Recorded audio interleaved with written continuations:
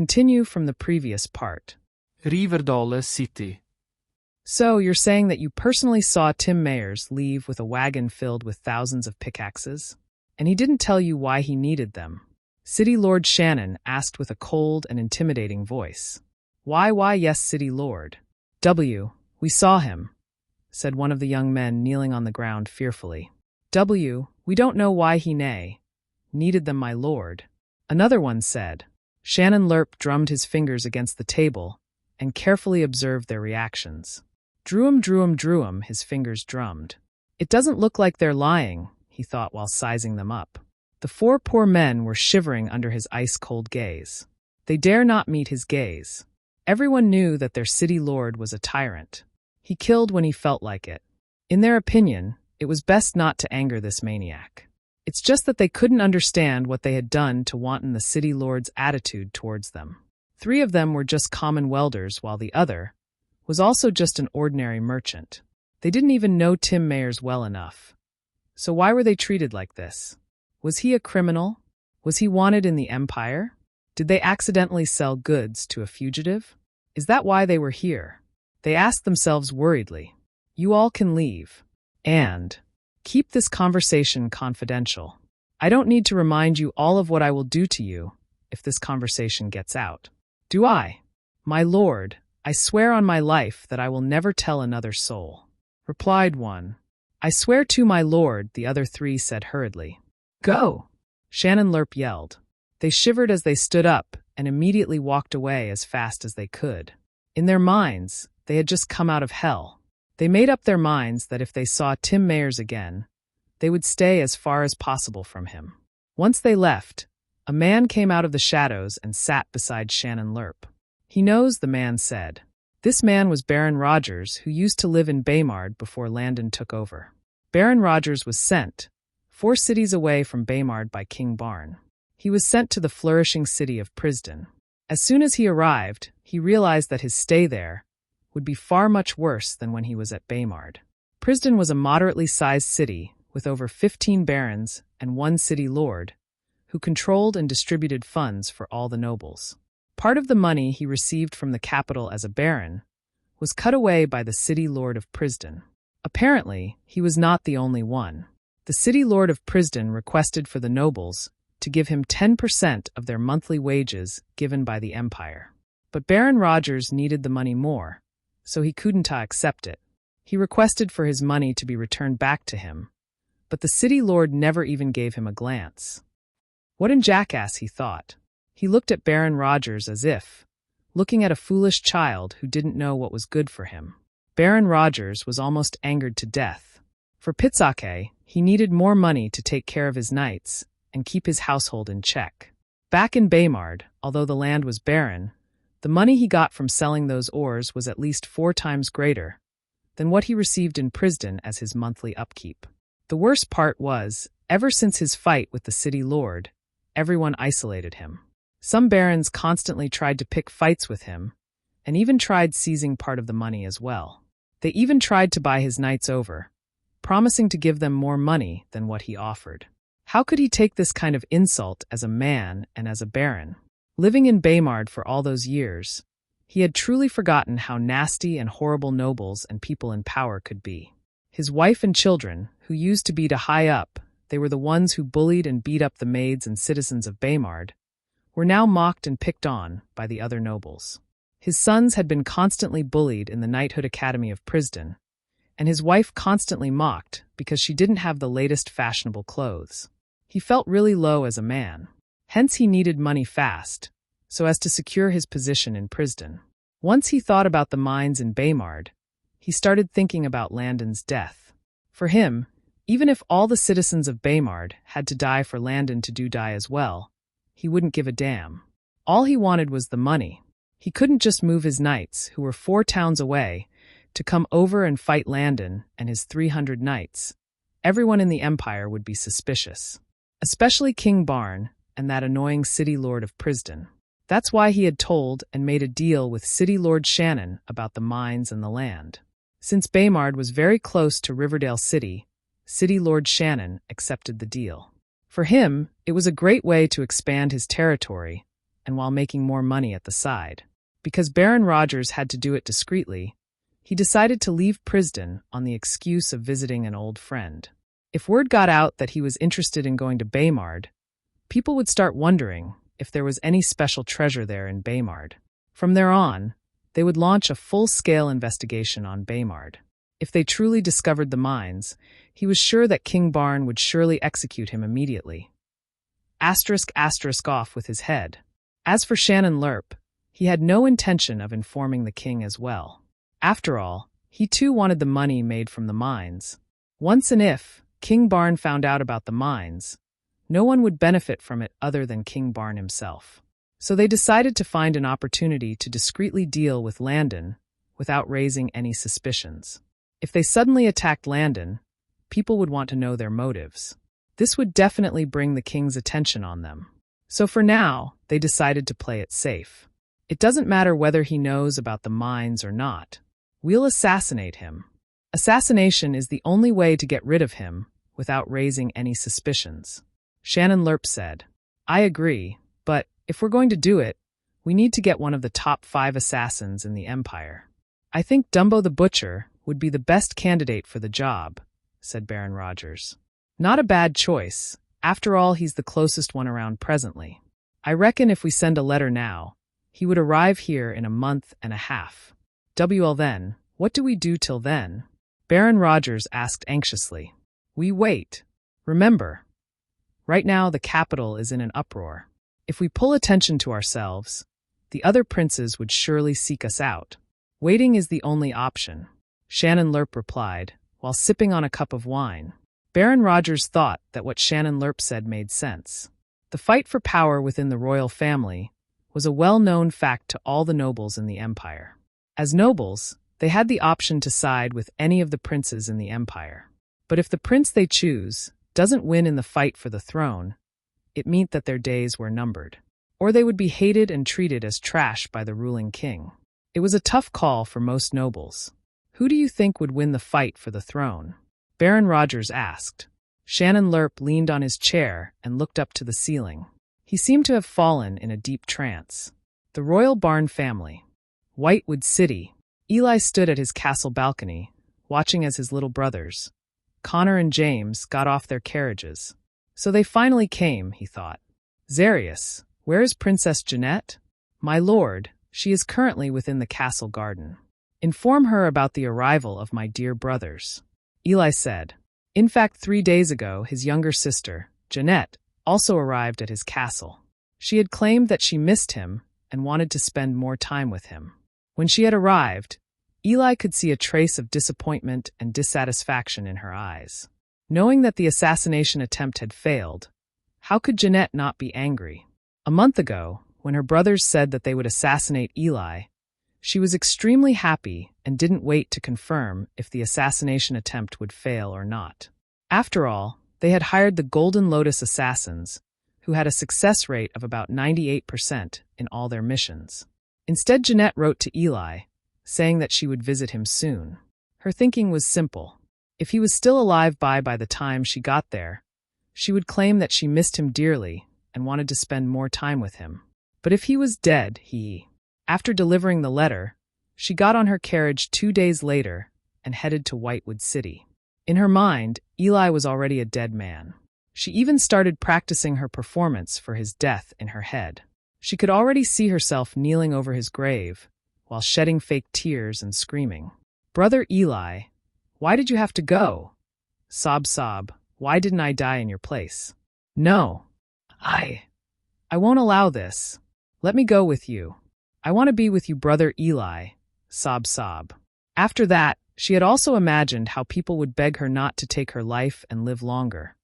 In her mind, her performance had to be flawless, so she kept practicing in the carriage. Since it would take a month from the capital to Whitewood, she calculated that her arrival would be faster than that of her little brothers Connor and James. This was good. After all, she too thought of killing their father. So she urgently needed more knights, and funds as well. She had planned to arrive early and secretly disguise the knights as slaves. Then she would lead them back to the capital and into her territory. For her, there was no need looking for another base. If her father realized that the 5,000 knights he gave her had left the capital, he would be suspicious. So she could only secretly gather more forces in the capital. Even though her father had a lot of spies, she thought she could outdo him and secretly bring these men under his nose. Asterisk, asterisk, asterisk, stupid girl. Why couldn't a woman rule a kingdom? Ever since she was a little girl, she had dreamed of being the first ever queen to rule the empire. She wanted to make history, but that old foggy father of hers wouldn't even bulge. He was so hell-bent on her older brother Eli as ruler of Arcadina. Wasn't she smart? Wasn't she talented? So what was wrong in her being ruler? This was not fair, she thought. Her plan was to wait for all her brothers to kill each other. Then, she would assassinate the last man standing. On her way, she didn't want to contact her other brothers, for fear that the assassination plan would be leaked. Little did she know that they too didn't contact her when the assassination attempt failed, because they wanted to tell her in person to avoid other people from finding out about their schemes. If their father knew that they had tried to kill the crown prince, he would decrease their funds and take away half of their armies. So imagine her surprise when she sees Eli receiving her when she arrives at Whitewood City. Do you know how many days she spent planning that fake crying scene? TSK. She immediately pretended to have missed him and asked him about everything that happened in Whitewood City. Eli told her that someone tried to assassinate him, but he doesn't know who it was. As she heard him say that, her eyes lit up and she smiled. So, he doesn't know? She asked herself as she looked at his facial expression. Jeanette had spent these 3 days gathering information. Apparently, the assassins killed themselves in front of everyone, before Eli had the chance to catch them.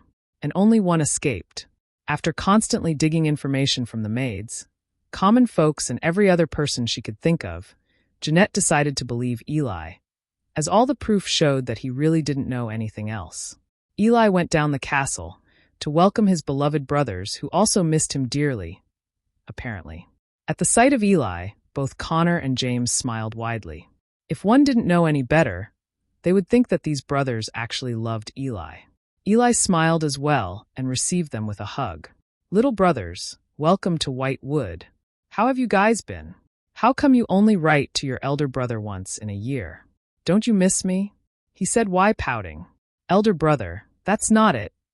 You know that we have to take care of our territories as well. How could you say that we don't care about you? Connor said while hugging Eli tightly.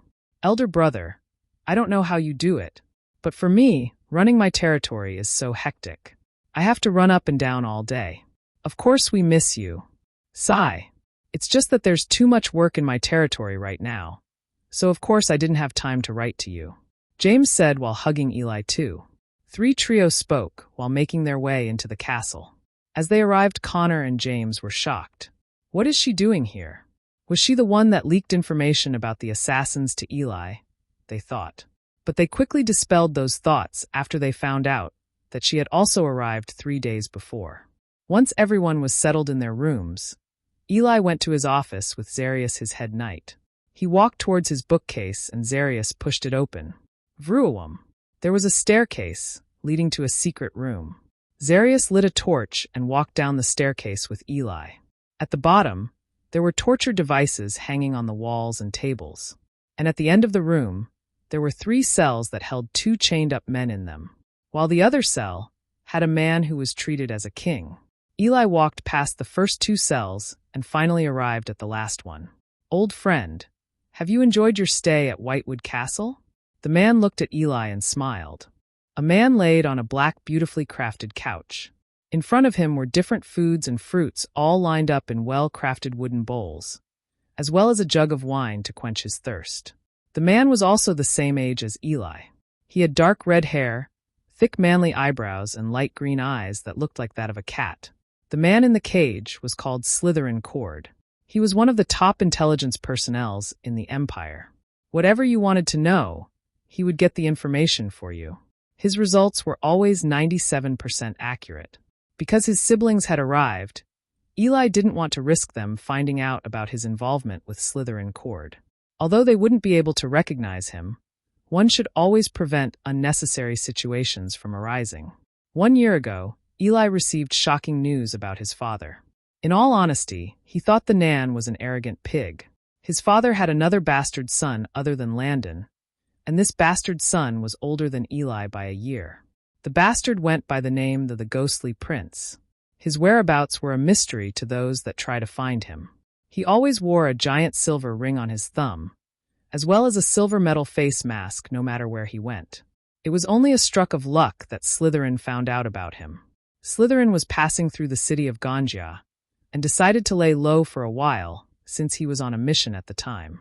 He saw the metal-faced, masked man by a stroke of luck and was curious. After doing investigations for 5 months, he was disappointed. This man had a tight network around him. Slytherin then decided to kidnap one of the man's lower-ranked knights and tortured him. Although the knight didn't know much, what he did know was still astonishing.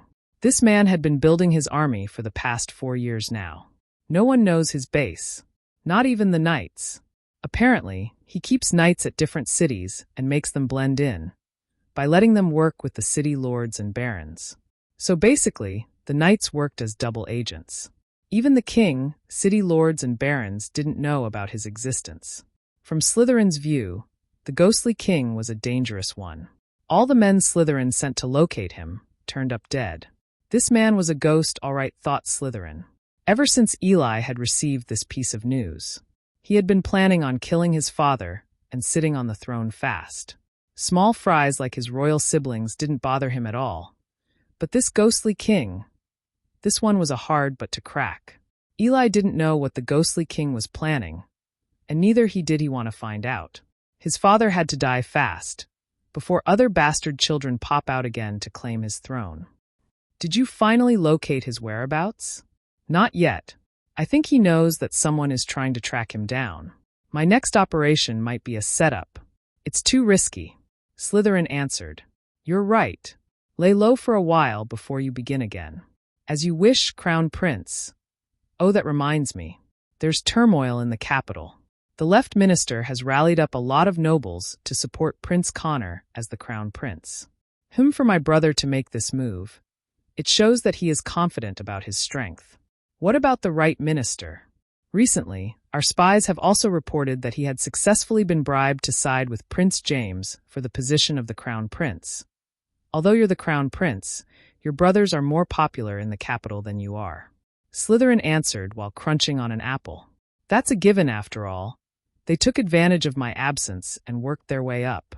I also heard that Prince James and Prince Connor had been giving out money to a lot to the peasants in hopes of gaining their support. Ha ha ha. What a desperate move to make. At the end of the day, the one who decides who becomes king and who doesn't is still my father. Eli responded. True. I also thought it was stupid. From what I can see, your real competition is the ghostly king. That man would be a hard wall to crack. Even your father doesn't know of his existence. I know, that's why I need to gather enough forces fast. What about your royal siblings and all the disturbances they're causing in the capital? Why bother over something like this? What does it matter anyway? Soon they'll all be dead. And your bastard brother Landon? Do you want me to find out about his situation? Slytherin asked. No. That would be a waste of your skills and time. What can a dying man do? Besides, Baymard is a 3-month journey from here. Slytherin listened and thought that what Eli said made sense. After all, Slytherin had personally witnessed Landon being poisoned at his 15th birthday feast. Eli had sent him there to make sure that his knights did a good job of poisoning Landon. So he had observed from the shadows. He had also continued observing Landon within the 2-day period before his departure to Baymard. Landon's complexion had changed to a pale bluish color within those 2 days. Even getting him onto the carriage required help from his knights. Anyone who saw this would know that Landon was already a dead man. There was no cure for that poison. Only death awaited him. Besides, I need you around here. I need you to keep tabs on Kana, James, and Jeanette. Find out about their every move. I want to know where they go, who they see, and what they're doing daily. Don't worry about that bastard Landon. Soon I will take his land from him. He is but the least of my worries right now. Eli continued. Not a problem. I'll send my men to secretly follow them on their way back to their territories. As for the ghostly king, Make sure no one finds out anything about him. Not even my father. It would be better if his existence remained a secret, and if anyone is curious about his background, come up with any story you want, but never mention the fact that he is the king's son. As you wish, Crown Prince, Slytherin replied. Good. Soon, I will take care of him as well. By then, I would like to see just how powerful this brother of mine really is. Within a week and a half, Landon had successfully produced 12 cannons within the construction industry and 56 large sacks of gunpowder in the alchemy estate. To ensure that the gunpowder had a superb combustion ability, Landon had gone through several processes to ensure that the gunpowder particles were all finely crushed powders with uniform particle sizes. At the same time, Landon had also recruited 150 knights into the army within this past week and a half. Landon wasn't worried about the slow production rate of cannons and the number of knights he had, because he knew that, in another 1.5 weeks more, slaves and refugees would be arriving Baymard from Santa. Today, Landon positioned 8 of those cannons on the city walls and decided that the remaining 4 cannons should be brought to the barracks headquarters in the upper region. Behind the barracks was an empty field that led to a dense forest. From the high walls on the barracks, one could see the dense forest that went on for about 80 square miles, leading to a tall volcanic mountain.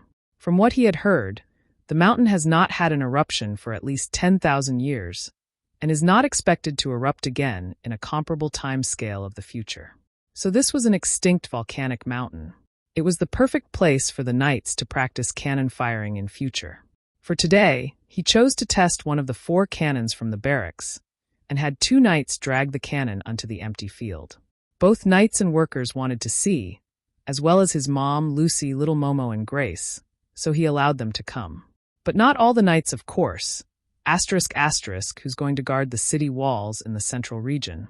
Many of the workers were curious as to what they had been making. They had been creating this weapon for quite some time now, and didn't fully understand what it could do. But for Tim Mayers and Chief Wiggins and the various supervisors in the industries, they understand exactly what would be happening today. Based on the chemical reactions and production processes, they knew that this weapon would have a great explosive factor. Everyone's heart was pounding as they crowded on the city walls, waiting to witness history. Landon also had some workers create 7 strong circular wooden fences with rope and wood, 3 feet away from each other. Then, he had his knights place 7 wild boars in each circular fence. He assigned a gunner and crew needed for operating a single cannon, and instructed Lucius and the knights on how to operate the cannon. Cannon operation required a specialized crew and a gunner to run it smoothly. Each cannon was to be manned by 4 soldiers and a gunner. The gunner was in charge of loading the gunpowder, while 1 soldier was in charge of providing cartilage by igniting the cannon. The 3 other soldiers were in charge of ramming and sponging the cannon, as well as holding the ladle. Also, each cannon could fire about 60 to 75 shots, cartilage daily. After properly explaining to his knights, they followed instructions and pointed the cannon at a projected angle towards the 4th, middle animal fence. "My lord, we are prepared," Major General Gary said. "Good now. Fire." One of the soldiers ignited the cannon. Sludge and smoke fired out from the cannon, and instantly, boom! The ground shook slightly, and everyone felt sounds echoing loudly in their ears. It was truly deafening. Everyone was shocked silly. What kind of weapon was this? The results exceeded everyone's expectations. Lucius' eyeballs nearly popped out of his eyes as he looked at the results. Then he started remembering the days where he used to fight for territories along the borders. The Pino continent looked exactly like that of North America back on Earth. You could say that Arcadina was like Canada and Alaska combined, with Baymard located at the topmost part of Alaska. The Empire of Diepharus and the Empire of Jodin both shared borders with Arcadina, and could be considered as the United States and Mexico combined. From the east of Empire of Arcadina, a lot of cities trailed towards an extremely large island close to Baymard, similar to how Mexico trails into the continent of South America back on Earth. Only this happens from Alaska and Canada. This massive island is Empire of Corona. Likewise, from the west of the Empire of Arcadina, a lot of countries trail towards an even bigger island. This is the empire of Terike. Acadina and Deiferus have always been in conflict with each other. This conflict led to a large-scale war 200 years ago. The main issue was that the Deiferus soldiers would sometimes conquer major cities along the Arcadina borders, brutally killing the people and soldiers stationed there. Once cities along the borders are conquered, the overall size of the empire would be reduced. If this continued, then sooner or later, they won't just be contented with cities at the borders. Hence in the past, Lucius had always been sent to the borders to fight and kill the Deiferus soldiers. Although all the leaders of each empire signed peace treaties with each other hundreds of years ago, humans were always greedy beings who want more than what they had. And since Arcadina was the biggest empire in Pino, they didn't mind taking some of its cities. Once new rulers ascended the throne, they always looked for more power and cities to conquer, so the treaty wasn't always applied. Even till this day, there are always wars around the borders. If Lucius had this kind of weapon, then most of his friends wouldn't have died in the battles. He had been involved in intense battles that went on for 12 days straight, with each side sending backup every single day. He had even seen his friends being cut down before his eyes. Although they had succeeded in keeping their border cities, Lucius felt that there was nothing to be happy about. As Lucius looked at the cannon, although he was happy for the creation of this weapon, he felt sad at the thought of his lost friends. Sigh. Landon walked around and checked the animals. The one that was targeted was dead, as its face was blown away into smithereens. The other 4 around it also died from the shock wave impact. The last 2 that were furthest away from the target didn't die, but had their knees split open and blood gushing out of their ears. Excellent, Landon thought. The knights had cold sweat on their backs seeing the damage it caused. If they were faces with this kind of weapon, they would have no means or chance for survival. Tim and Chief Wiggins laughed and hugged each other like a bunch of 5-year-old kids. Ha ha ha. This is great, marvelous. Genius, Tim Mayers said excitedly. That basic chemistry book basically changes the game for alchemy. Ha ha ha ha. What is matter? This is matter. Ah, His Highness is a godly genius. Old Tim, I'll buy you a drink today, Chief Wiggins said while patting Tim Mayer's back. No way. I have to keep reading my basic chemistry book. I want to see and create more materials. Did you know that even iron itself has different temperatures for which it can be welded by? Damn. There's even something called enthalpy and entropy. When we created glass for the first time, I almost lost it. Genius. Simply genius. Tim said. Oh. Don't forget about air, my friend. What we are breathing has different elements in it. Blah, blah, blah. As the 2 men spoke, their apprentices looked at each other and smiled. Today they had witnessed history. Although everyone was shocked silly, deep down, they knew that with this new weapon, Baymard would have a means of protecting itself. They couldn't help but looked at His Highness with awe. Godly genus. After cannon testing, Landon asked Lucius to ensure that the soldiers trained daily on how to use the cannons. Every week, Lucius would be in charge of drawing a schedule that allowed everyone to train and prepare on how to use the cannons. After all, it was impossible for 330 soldiers, plus the added 150 recruits to practice daily. So a schedule was the best way forward for these 480 men. All in all, each soldier would have the opportunity to practice cannon firing at least 3 times a week, going from Lucius' drawn-up schedule. Landon held his mother's hand with his left hand and Lucy's hand with his other hand, as they walked around the barracks. Brother Landon, why don't we go to the castle? Lucy asked curiously. Little Landon, I'm also curious as well. Aren't we done? Why aren't we going back home? Mother Kim asked suspiciously. Lucius and Landon looked at each other for a second and quickly averted their gazes. Something was fishy to both women, but they decided to brush it off. As they continued to stroll, Landon kept looking at the blushing Lucy and smiled. Mother Kim, as if feeling the weight of being a third wheel, held onto Lucius' arms, as well as Grace's arm, and ushered them forward. Too bad she didn't see the intense blush on Lucius' cheeks. But Grace did. Grace in turn rushed up ahead with little Momo, leaving the royal couples behind. She had to get to the castle quickly. Mother Kim felt awkward and blushed deeply. She looked at the handsome Lucius from the corner of her eyes, and was lost in thought for a while. When she and her son were banished, Lucius resigned and decided to offer his services as a knight and protect them towards their journey to Baymard. Kim had always known that Lucius took Landon as his son, and that Landon did the same with Lucius. She always thought it was natural and never thought anything about it. But when she was at her lowest, this man had always stood up for her and guarded her against any dangers and troubles. She didn't have any feelings for him before, because whether she liked it or not, she was King Barnes' concubine at the time. But when she was freed from her hell, she decided to live her life anew. On the day they left the capital, she started noticing how handsome and manly Lucius was.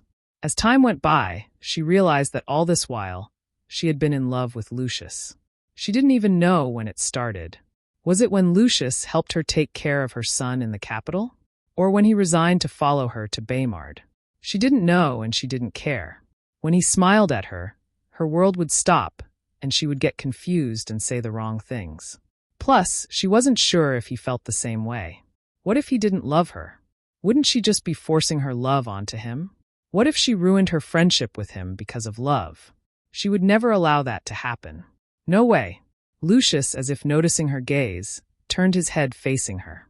"Your Highness, should we go back to the castle now?"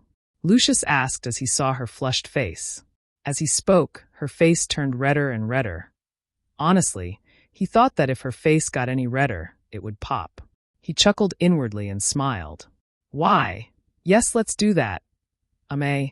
After you," she stammered. Landon and Lucy, who kept watching at the back, almost couldn't hold it in. Was this the tiger mother that they knew? Who was this shy woman? As soon as Lucius and Mother Kim disappeared from their view, they laughed out loud and almost fell over. As they were laughing, Landon sneakily pecked Lucy's left cheek. Now it was her turn to blush. She placed her left hand on her cheek and pointed the other one at Landon. "You!" Landon took hold of her hands and smiled at her warmly. "Is that all you have to say to me, my dear fiancé?" Lucy almost choked at his words. Fiancé? Since when? How come she wasn't aware of this? She was blushing even more now, and quickly pulled her face away from his gaze. Why are you hiding from me? Brother Landon, why are you teasing me like this? Lucy stammered as she spoke. "Come with me." Landon covered her face with a thick piece of cloth and led Lucy up the staircase off the castle. They moved for a while slowly until they reached the throne room. Once Landon dropped the cloth, Lucy was shocked. There were a lot of people in front of her, candles surrounding her, and a lot of flower petals sprinkled all over the throne room arranged in a special way. "Will you marry me, Lucy?" was spelled out by the flower petals. Lucy turned around to look at Landon and was shocked. He was on bended knees. Was a king supposed to kneel to anyone? She asked herself worriedly. But that thought quickly left her brain when Landon gave his speech. "Lucy Gustav, we've known each ever since we were little. You've always been there for me through thick and thin. When I was down, you stood up for me. When I needed someone to lean on, you were always there. As time went by, I slowly fell in love with you. I love your smile, your caring nature, and your heart. Look, I guarantee that there'll be tough times. But no matter what troubles we face, I will fight for you and continue to love and cherish you. I promise you that no one will work harder to make you happy more than I will. Lucy, I want to marry you because when you love someone as much as I love you, getting married is the only thing left to do. So what do you say? Will you match me, Lucy?" Everyone, including the knights, the maids, Tim, and Chief Wiggins, were shocked. What did they just see? The king was kneeling down. Is this how marriage proposals are supposed to be made? This was the first time they had seen such a thing. Usually women didn't have a choice. Their parents chose a strong, reliable husband who could take care of them, and that was that. Sometimes they would be lucky if it was the man that they took loved. Marriage usually involves politics and power for most nobles. But His Highness bent down on one knee for his wife, and even made such a grand gesture towards her. The women, on the other hand, were all in the spirit of romance. Grace, Mother Kim, and the maids felt like this was what a man should be. The men looked at the women and thought, is this what women want? They had to admit that this was pretty romantic. The flowers, the candles, the ring, those words. It all made sense somehow. They were almost gave a big thumbs up to His Highness for his idea.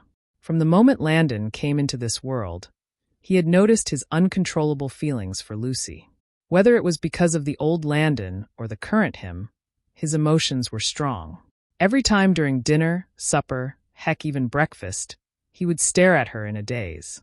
As the days went by, he also began to notice her feelings towards him. Their love was literally oozing out every time they met.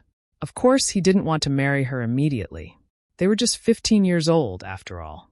But in this era, most girls got engaged at the age of 12 and married at 18 to 20. Lucy being engaged now was considered late in this era. Also, Landon didn't want people to think that there was something wrong with her, or that she only good enough to be a concubine or a whore. No matter how times change, human beings were always the same. Back in Earth, if a woman passed the age of 30 and never got married, everyone would point fingers at her. Even at age 26, people would still talk bad about them.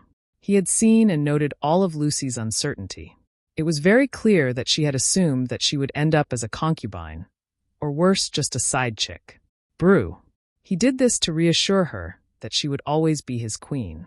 In his mind, they would get married when they were old enough to do so.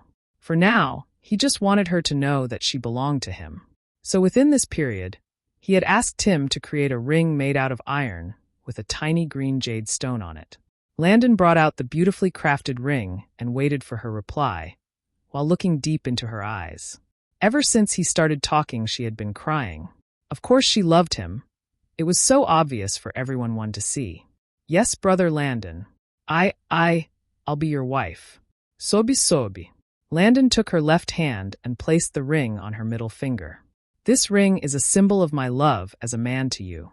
It is also proof that you are my fiancé, the one I love and the one I will marry. Landon got up and held her in his embrace. If you should willingly remove or give me back this ring, it would mean that you no longer want to marry me or have me as a husband. Keep my ring safe and cherish it as well, Landon said while looking at her warmly. Everyone clapped and cheered for them. Josh looked at Grace and smiled. Grace, upon feeling someone's gaze on her, turned and locked gazes with Josh, who was standing directly behind her. She blushed and turned towards little Momo. Elder sister, are you still sick? Why is your face so red? Little Momo asked innocently upon seeing his sister's condition. Josh chuckled, and Grace truly wished that the floor could open up and swallow her whole. How embarrassing, she thought. Even Grace felt like no one would ever marry her anymore. Her friends in the village were already engaged, while others married. She didn't want to marry young or be promised to anyone, because she had to take care of little Momo.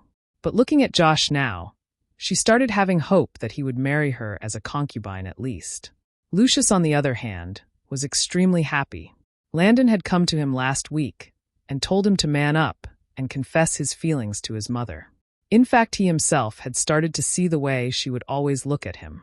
He was sure that she cared about him. Landon was right. What was he waiting for? Was it when he turned 50 that he would confess? Hence he and Landon had worked out this whole scenario. They need to find a moment where both Mother Kim and Lucy would not be around the castle a lot, as well as have classes. Today was that day.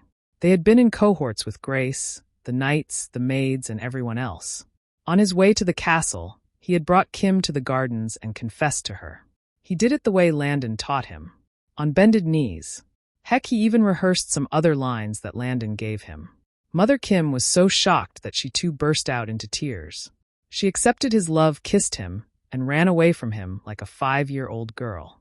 He quickly chased after her and brought her here. The mighty tiger became a small kitten in his embrace. Lucius looked at Mother Kim's smiling face and whispered in her ears, "When I propose to you, I will make you happier. Because I love you." As he said that, he slowly used his left hand and held her right hand tightly. She looked at him and was stunned for a moment. Then she suddenly smiled. Their hearts were finally one. Landon climbed on his bed and thought about the day. Even at dinner, Lucy would look at the ring and smile at it. Even the way she waved had changed. She started waving using the back of her hands like how Julia Roberts did in the Princess Diaries. Himself, Grace, Lucius, and the 3 major generals were trying to hold back their laughters every time she did it. Women. They were all the same no matter the era, sigh. Landon smiled and looked his next mission. Cement manufacturing. System, show me my stat and rewards /, Landon said as he lay on his bed. Host name, Landon Barn. Age 15. Status, King of Baymard. Level beginner, still level 1. Current Satoshon, healthy. Host also received 120 BP for the creation of glass. Originally, Host had 82 DP and 50 BP.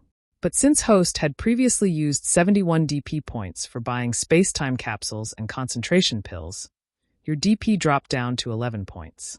Asterisk note, DP equals development points, TP equals technology points, and BP equals bonus points.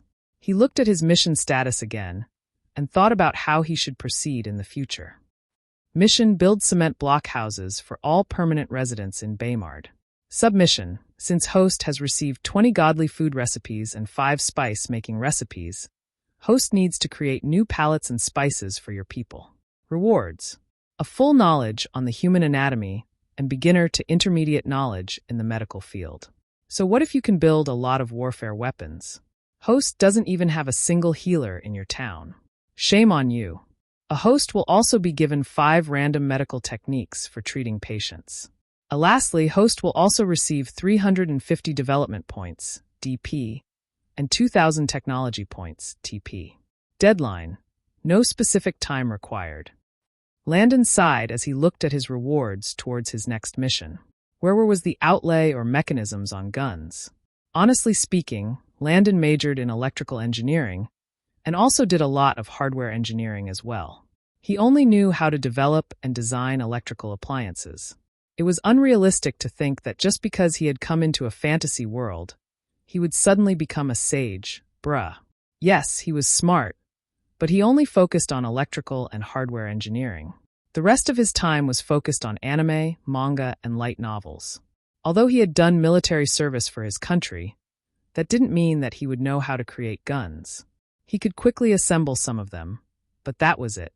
Each weapon had its own mechanism and important materials that needed to be used in order to successfully create them. If it was anything involving phones, laptops, TV sets, that he could do. But to suddenly tell him to create paper, sigh, isn't that too much? Who could honestly say that if they were put in his situation, they would know more than he did? If a person knew everything, that meant that she would have had to study all engineering types, gone to law school, while being a doctor part-time, and maybe even ran her own company as a boss, as well as teach on the weekends. There are more than 200 industries on Earth. If someone claimed to know everything, they were simply scammers. Also, there was no electricity in this era, so even if he made a printer or photocopier, where would he plug it? And even if he needed a battery, wouldn't he need time to create it? Landon also realized another major problem that he was facing. Although the system had given him knowledge on cement making, it hadn't given him knowledge on house designing and construction. Landon wanted to build houses in a way that would take the future into account. Soon he would put water pipes throughout the city, as well as other daily commodities. He had no idea where and how to place the pipes. All he knew about was how to place the cables and wires for electricity. Good didn't even know how thick the various pipes should be. Landon had decided that every house would have 2 floors, the ground floor and the top floor. Each house would have a kitchen, 2 bathrooms, a parlor, and 4 bedrooms at the top floor. It would also have a front and backyard, as well as a mailbox and a garage. Oh yes, he was planning way ahead for when he would finally make cars. He also wanted to make the houses accessible to street roads, railways, and bus stops. All this depended on how the houses were built and positioned in the city. He had noticed that all the houses were focused around the town square in the central region. There were almost no houses close to the upper regions or lower regions. In future, all the schools would be located in the upper region, as well as supermarkets, luxury hotels, malls, and so on. Landon knew that most people would eventually want to live close to the upper region. Hence, he decided to start building the houses in the part of central region that was closest to the upper region.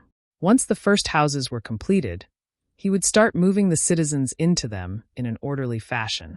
Landon had a grand plan for Baymard. He decided to divide the upper region into 4 sections. District A would obviously host himself, the knights and the barracks. District B would host fighter plane air forces and other airborne military weapons. District C would host justice courts, the main public police offices, the education bureau, government policy offices, all schools, banks, and so on. District D would have luxury hotels, amusement parks, car stores, banks, and so on. Basically good entertainment. Landon also decided to break the central parts into 4 parts. District E would be the closest to the upper region, housing all of the 1,500 original citizens who had always stayed here. District F would follow after District E. It would host all the refugees and slaves. District G would have all the regular hotels for visitors, as well as beautiful national parks, some banks, bars, and so on. District H would be closer to the entrance/exit, having other police stations and offices that determine whether or not someone could go into the city. It also had offices that issues ID cards, other important outposts, and so on. As for the lower region, it would also be divided into 4 parts, but it would still be completely filled with factories, be it toothpaste, soap, whatever Baymard needed. Only those that worked there or had a tour pass could enter the region. The coastal part would also have 4 parts. All in all, there would be a large dock for visiting ships, another area that would focus on military submarines, as well as military ships. The possibilities were endless. For now, Landon just had to focus on building cement houses. The point to note was that, although there were 1,500 people present in Baymard, there were only about 1,000 houses here. People lived together as married couples, they had children, and maybe even lived with their grandparents or parents. With 3,000 more people coming in, he could easily build the houses for 4,500 people fast. Once he succeeded in providing housing for everyone, he would then start building high-story buildings that would house future families and slaves who come into Baymard. These houses would come have massive car parks and other amenities. Of course, those that come later would have to pay rent for those places. For refugees and slaves who come in the future, he would give them a 4 months head start before he started collecting the rents. He hoped that before the time was up, they would have already gotten jobs around Baymard. The rents for these houses would be fairly cheap, depending on the dust that they're built in. Each district in the central region would have sky-high buildings to rent, as well as normal villa houses for those who have made enough money to live lavishly. Also, all districts, be it the upper or lower regions, would have at least 1 police station and 2 gas stations. Landon thought about Baymard and sighed. The population was really too small for the land mass. Take Toronto, Canada, for example. That city alone had 95,000 privately owned housing units, over 100 hotels, several schools, about 80 malls, several airports, and other buildings. Yet Toronto was smaller in land mass compared to Baymard. Was this some type of joke? Driving from one part of Toronto to the other could take up to 10 to 30 minutes without traffic, so one could only imagine how huge Baymard really was. The more Landon thought about the future, the more Landon realized how much knowledge he lacked and how little the population of Baymard was. But he wasn't really in a rush. Building his dream world would take a lot of time and a lot of effort. For now, he could buy knowledge on whatever he needed from the system. /system, can I buy knowledge on house designing and house construction? As well as all knowledge involving handgun mechanisms, paper making and water supply for buildings /. You can host. For the guns, would you like knowledge on the single-action revolver, double-action revolver, or semi-automatic pistols? /, the system asked. /, the semi-automatic pistol would do /. Host's first request will cost you either 120 DP, 300 technology points, or 100 bonus points. The second request will cost host either 100 DP, 250 TP, or 80 BP. The third request will cost either 80 DP, 100 TP, or 20 BP. And finally, the fourth request will cost either 130 DP, 380 TP, or 110 BP /, the system asked. Take out 120 BP points for the first request, 100 DP for the second request, 20 DP for the third request, and 130 DP for the final request. Also, show me my balance points again /. Hosts overall points, 11 DP, 1000 TP, and 50 BP /. Does host want to receive these information now? /. Yes /. As Landon laid on his bed receiving the long string of information that he had just bought, he couldn't help but feel that tomorrow would be a very hectic day. Lower region. 1.5 weeks ago, when Landon first produced the first cannon and gunpowder sample, he had already completed his mission. He needed tools that would aid in manufacturing cement, so he asked Tim to assign Department 4 to the task. Within the construction industry, Department 4 was in charge of building all equipments or tools needed by other departments or industries. Be it industry tanks, pumps, screwdrivers, or even hammers, they would do it all. Landon asked them to create 2 large rotary kilns, 300 shovels, 40 wheelbarrows, carriage wheels would be used instead of rubber, 30 iron buckets, since rubber wasn't invented yet, 100 hoes, and 50 manual spice grinders. But now that he had just got information on how to construct houses, he found that he was lacking a lot more tools. Tim, it has been 1.5 weeks since I asked you to make some tools for me. How many equipments have you made so far? Landon asked curiously. Your Highness, with 50 people working on the tools, we already made all the shovels, as they were even easier to make than swords. The iron buckets, hoes, spice grinders, and the wheelbarrows were done as well. But we are only February 3rd done with the kills. Excellent, good job, Tim. Have 5 people continue working with the kills. I just remembered that there are more tools that we would need before the end of the month. I apologize in advance about my negligence on the matter, Landon said sincerely. The things he needed were too many to be made before the end of the month. There was only 1 week and 4 days left before the slaves would arrive. This would definitely put pressure on them. Tim looked at Landon's pained expression and immediately understood what he was thinking about. It was rare for rulers to be this considerate towards their subjects. Tim smiled. Your Highness, no need to apologize. We would all be honored to do whatever job you request of us. You're only human, Your Highness. It's normal for you to forget sometimes. Tim replied. Thank you, Tim. But you know, your words make me more guilty. Hee. Tim smiled and chuckled as well. Don't worry, Your Highness, we won't hold it against you.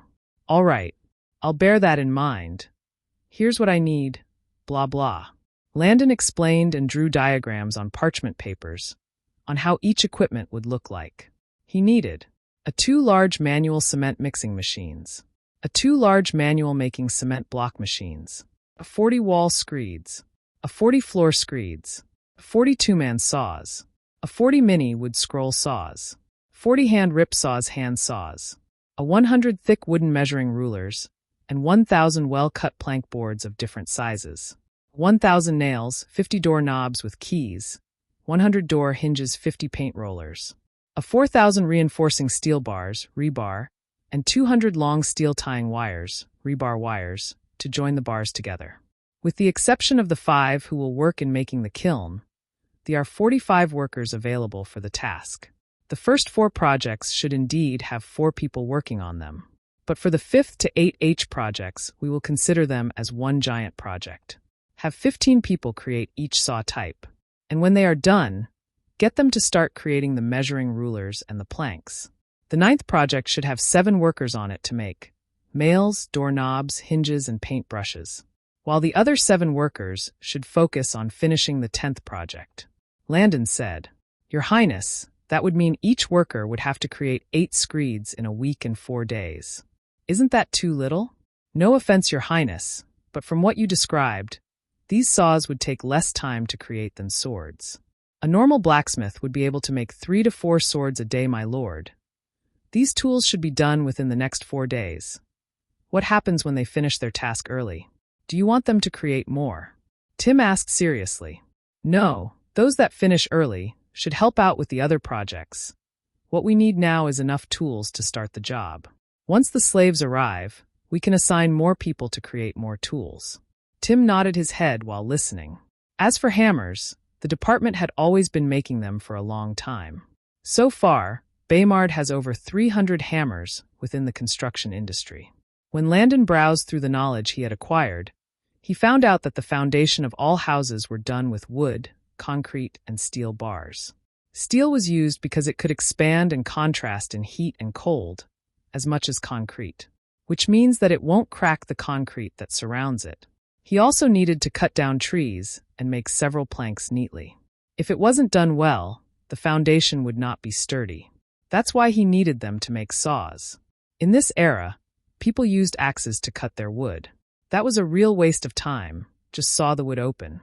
Since there was no electricity, all the tools he made operated manually. The workers should use the two-man saw to fall the trees. When trying to get precise wood measurements, they could use the measuring rulers, chalk, wood scroll saws, and rip saws to get the exact wood blocks needed for each part of the house. He also needed to make sure that the cabinets for the kitchen, bathrooms, and so on were done properly. In this era, people tied wood together with ropes instead of using nails. That's why he also requested for nails to be made ASAP. Now that we are done with Department 4, let's talk about Department 3, the Warfare Department. Landon also gave him a detailed understanding and sketch on how the handguns were to be manufactured.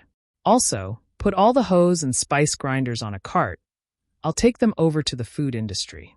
Landon met Chief Wiggins and handed over all the tools to him.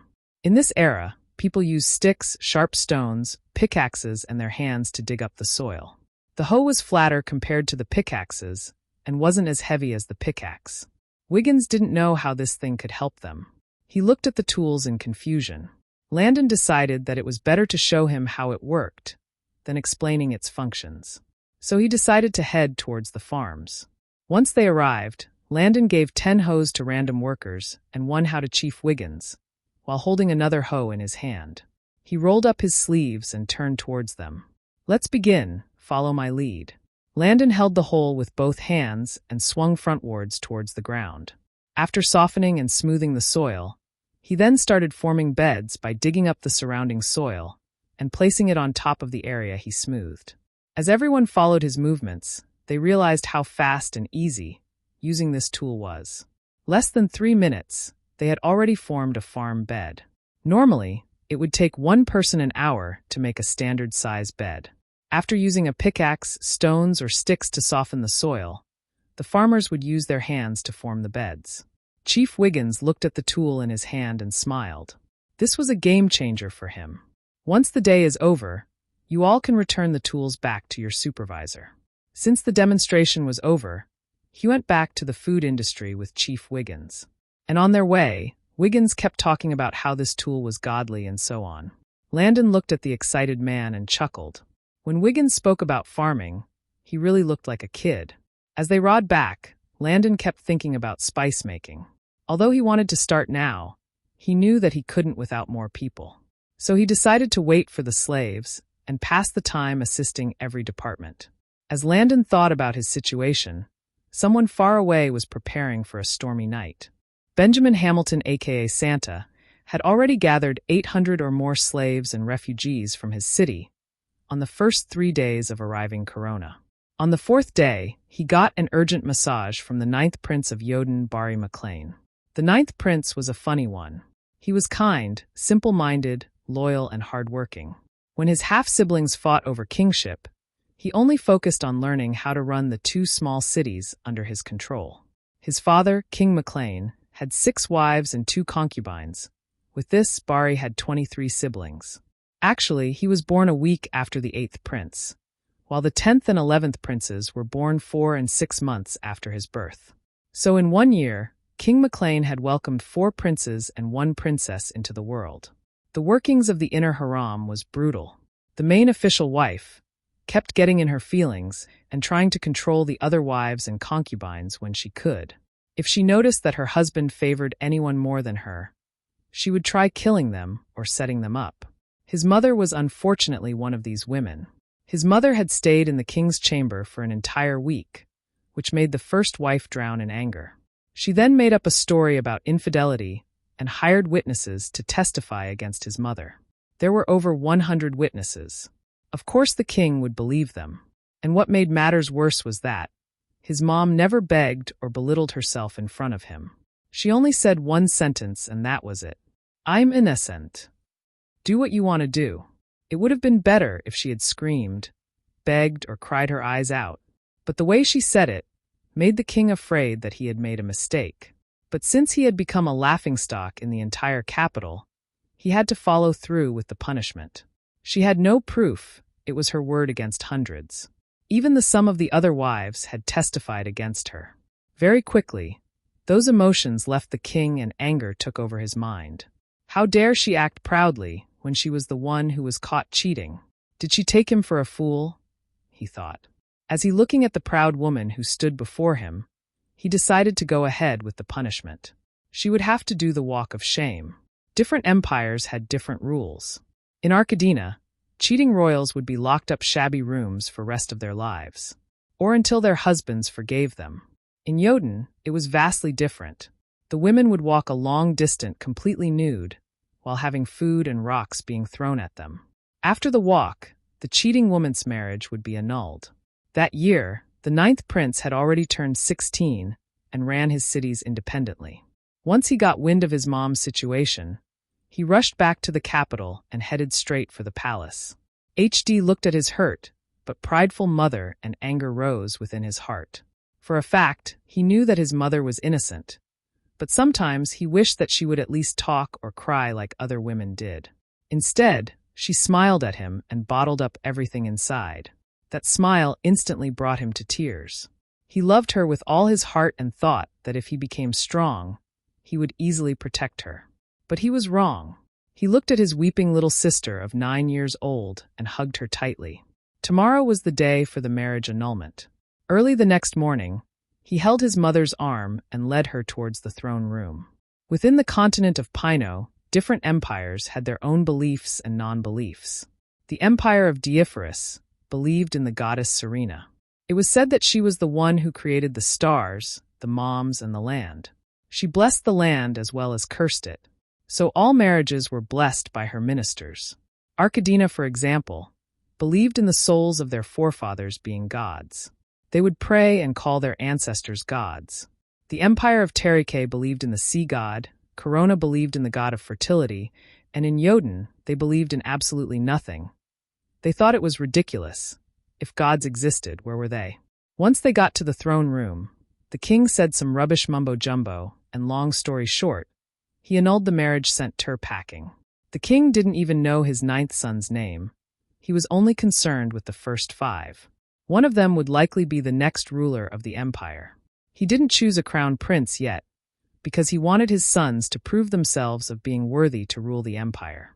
But this decision only made his harem more deadly and made his sons and wives plot to kill or assassinate each other.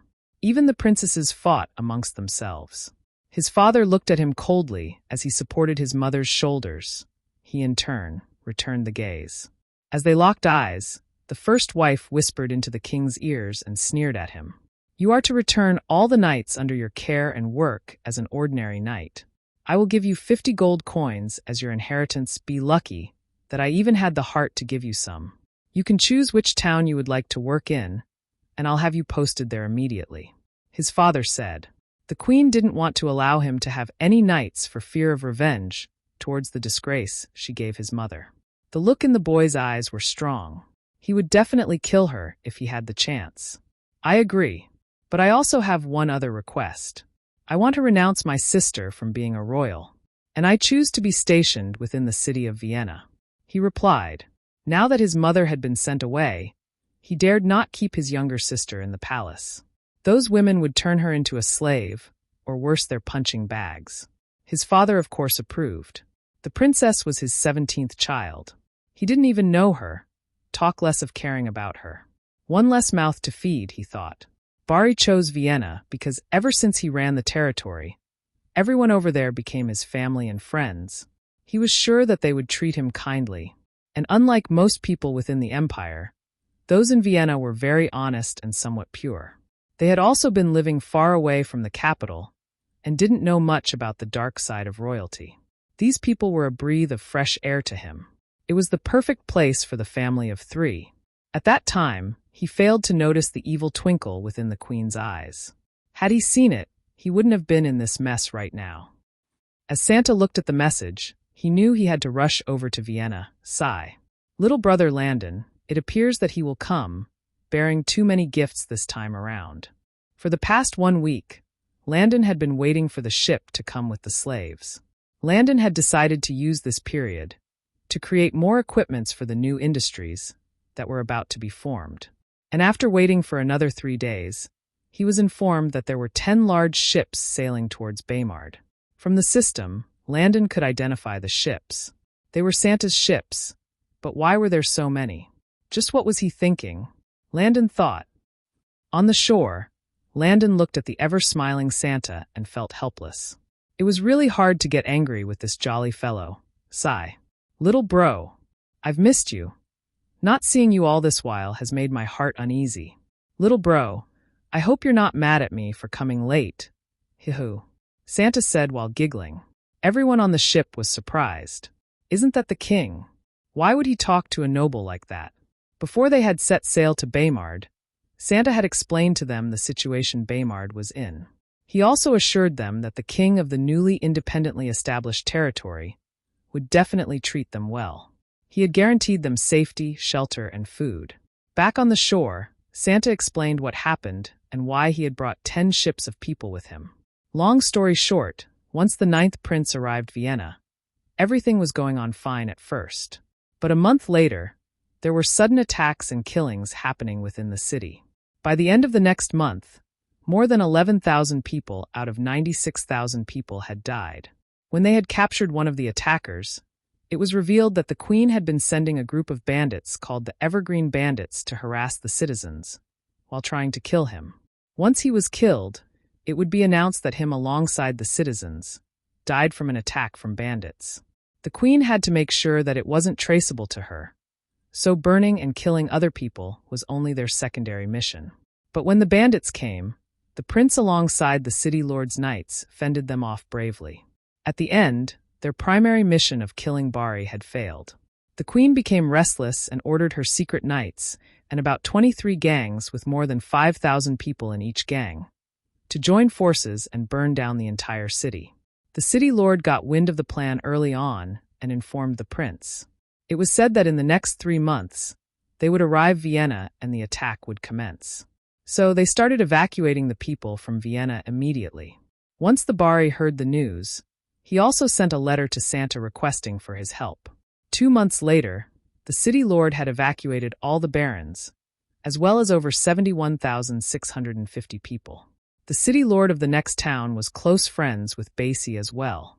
So Bari successfully settled these people to settle in his town with all their belongings. For days after that, Santa arrived with 10 giant-sized ships. They boarded the ships and headed for Baymard. The city lord couldn't go with Bari because he was still an official in the empire. He took his family and his knights and headed back to the capital. Listening to the story, which felt like all those TV dramas he had watched, he was somewhat taken aback.